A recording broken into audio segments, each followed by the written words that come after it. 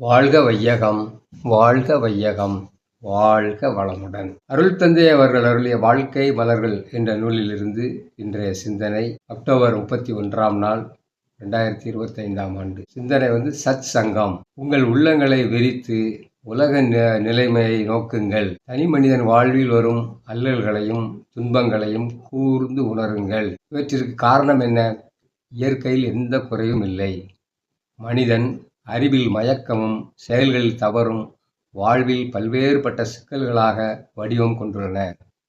பொருள்துறையில் ஏற்றத்தாழ்வு, தனது ஆற்றலை உணராமலும் பெருக்கிக் கொள்ளாமலும் பிறரிடமிருந்து எப்போதும் தன் விருப்பத்திற்கும் தேவைக்கும் நிறைவு பெற எதிர்பார்த்தல், இவற்றால் பொறாமை, புறங்கூறல், நல்லவே செய்பவரிடம் கூட களங்கம் கற்பித்து மகிழ்தல், பிறருடைய கடமைகளில் குறுக்கிடல், தனது பெருமையை வளர்த்து கொள்ள பிறருடைய செயலை இழித்து கூறுதல், பிறர் பொருள் இன்பம் பறித்து அதில் மகிழ நினைத்தல், இவையெல்லாம் தடுக்க முடியாத அளவில் சமுதாயத்தில் பெருகிக் கொண்டிருக்கின்றன.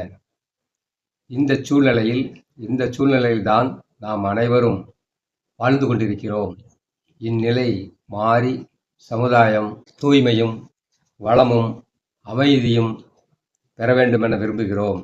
இந்த நன்னோக்குடையோர் ஒன்றிணையும் கூட்டமே சத் சங்கங்கள். சங்கம் அப்படிங்கிறது பலர் கூடுனா அது சங்கம்.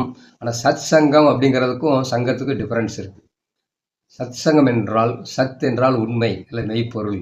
இப்போ உண்மையை பற்றி உணரக்கூடியவர்கள் அல்ல உண்மையை பற்றி சிந்திக்கக்கூடியவர்கள் கூடக்கூடிய இடம். சரிங்களா?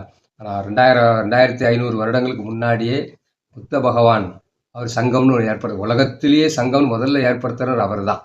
உங்களுக்கு தெரியும், புத்தம் சரணம் கச்சாமி, சங்கம் சரணம் கச்சாமின்னு சொல்லுவார். சரிங்களா? தர்மம் சரணம் கச்சாமி. சங்கம்ங்கிறது அவர் உருவாக்கி இருக்கிறாரு. அப்புறம் வள்ளல் பெருமானார் சமீபத்தில் ஏற்படுத்தினவர் சமரச சுத்த சன்மார்க்க சங்கம் என்று ஒன்று அமைப்பை ஏற்படுத்தினார். அவர் வாழும் காலத்தில் மக்களுடைய அறிவு நிலை உயராதனாலையும் வறுமை ரொம்ப இருந்ததுனாலையும் அது பெரிய அளவில் வரலை.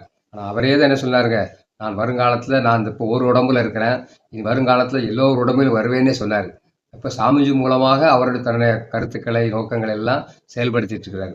அப்போ சமரச சுத்த சன்மார்க்க சங்கமே இன்னைக்கு மகரிஷி மூலமாக உலக சமுதாய சேவா சங்கமாக அமைந்துள்ளது. நோக்கம் என்னன்னா, மகரிஷி சொல்றாங்க, எல்லாரும் துன்பப்படுறத பார்க்குறோம், பார்த்து நம்மளால சும்மா இருக்க முடியுமா? ஏதாவது செய்யணும் இல்லைங்களா? அதுக்கு ஆன்மீகம் தான் சரியான வழின்னு மகரிஷி சொல்றாங்க. மற்ற எல்லா முறையிலும் கொண்டு வரது எல்லாமே தற்காலிக மாற்றமாக இருக்கும், நிரந்தர தீர்வு வராது. ஆன்மீகத்தின் மூலமாக வரக்கூடிய மாற்றம் நிரந்தர மாற்றமாக மாறும்.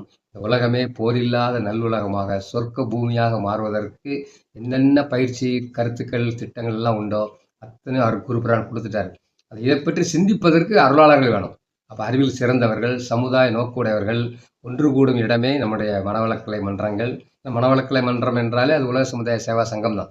இப்போ இப்படி எல்லாருக்கும் நல்லவர்கள் எல்லாம் ஒன்று கூடி உலகை நல்வழிப்படுத்த தொண்டாற்றி இன்புறுவோம் என்று கூறி நல்ல வாய்ப்பை என கழித்த அனைவருக்கும், இதை கேட்டுக்கொண்டிருக்கும் உங்கள் அனைவருக்கும் என் மனமார்ந்த நன்றியும் வாழ்த்துக்களும். வாழ்க வளமுடன்.